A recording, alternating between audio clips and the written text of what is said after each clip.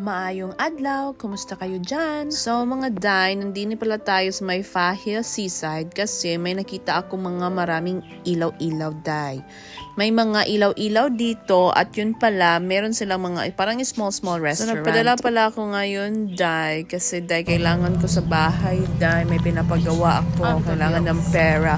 Pero wala pa kami sahod baka sa Sunday pa. So yun na nga, nung nakita namin dito sa may seaside, andito na pala yun sila. So maraming tao ngayon kasi sahuran ng mga Kuwaiti. So dito, pag magpunta kayo sa may Al-Quoth Mall, pwede na kayong gumala rin dito sa may gilid lang ng Al-Quoth Mall. So nakita nyo naman, may mga maraming tindahan. Kasi klase naman ang mga binibenta nila dito. May fruit shake, may shawarma, may cookies, meron ding coffee, juices, pizza, at kung ano-ano pa. So pag may pera kayo, hindi kayo magugutom dito. Inisip ko nga, sana nilagay nila to ng winter pa, no? Kasi masarap dito maglakad-lakad. Alam mo yun? Kasi ngayon naman, okay lang naman din ang weather. Pero pag naglalakad ako ngayon, parang pinagpapawisan na talaga ako. Anyways, kasi nandito na tayo, so mag-sightseeing lang tayo dito. So ito na nga yung itsura ko ngayon. Galing pa ako niyan sa duty na yan. Hi guys! We are here in Fahil kasi may mga pakulo-kulo silang mga pa-A-house.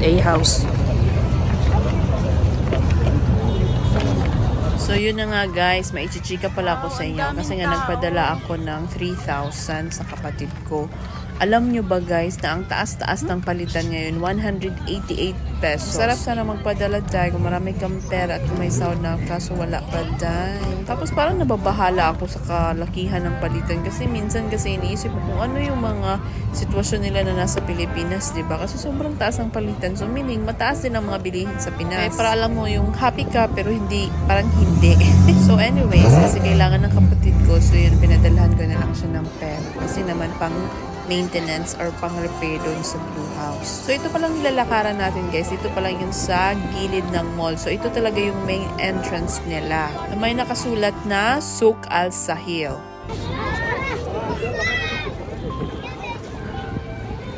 So yun ang itsura niya pag nasa labas, yung pa-entrance na talaga. Tapos itong nasa gilid ko naman is yung dagat yan guys. So ang ganda ng view, diba?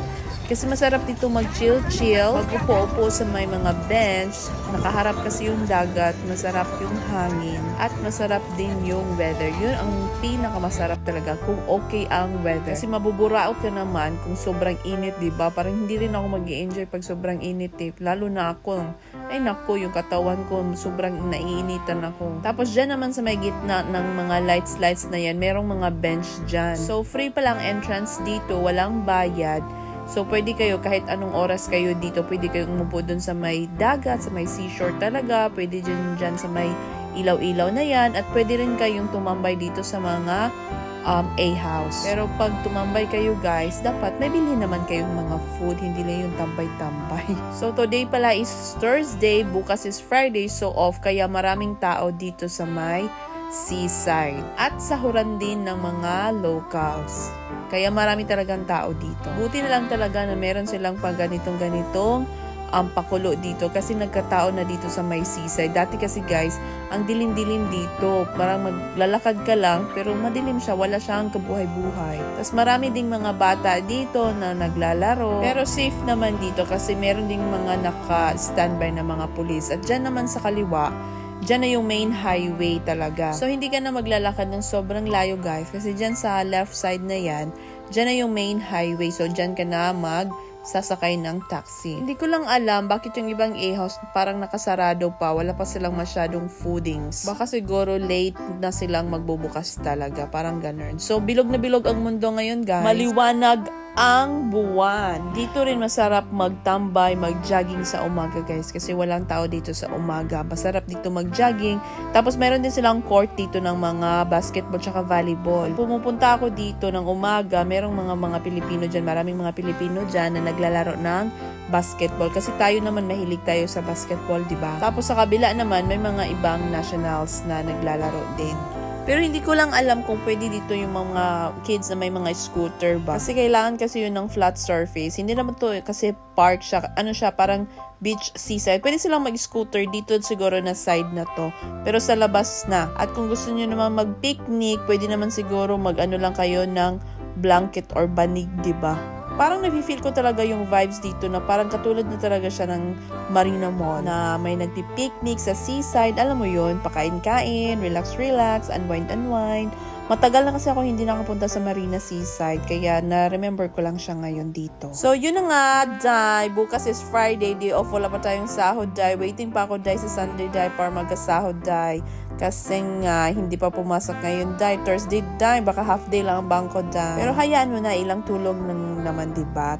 2 nights or 3 nights. At gusto ko na rin magsimba kasi matagal na ako hindi nakapagsimba. Siguro bukas or sa Saturday magsisimba tayo, guys. Basta i-update ko lang kayo kung magsisimba ako bukas or sa Sabado.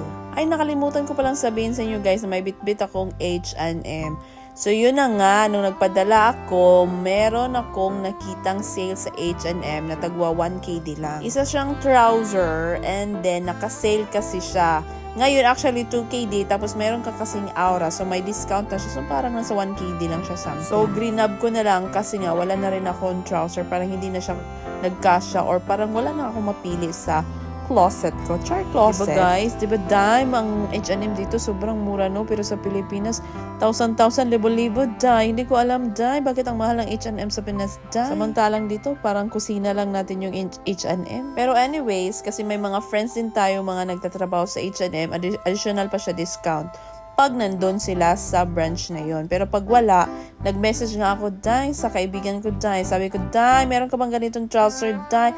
Yung flare na pants, kasi gusto ko kasi yun. Kaso walang size dito sa may Alcott Mall. So, pinapacheck ko pa kung sa may Gate Mall, meron silang size na ni-request ko. So, i-check pa down niya. Kasi ang uso na naman ngayon na pants is yung pa-flare pants. Yung parang fitting sa ibabaw, tapos sa may baba, alam mo yung medyo pabuka siya. Ganun.